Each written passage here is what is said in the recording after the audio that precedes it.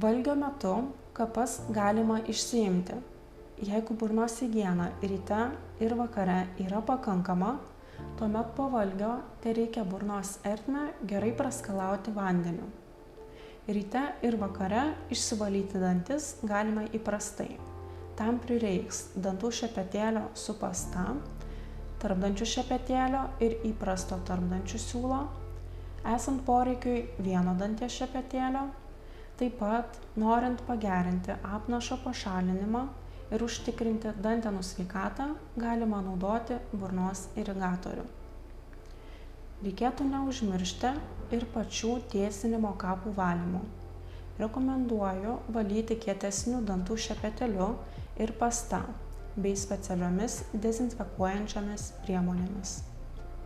Fiksuoti ortodontiniai aparatai, tokie kaip plėtikai ar Herbsto, yra valomi burnos irigatoriumi ir vieno danties šepetėliu.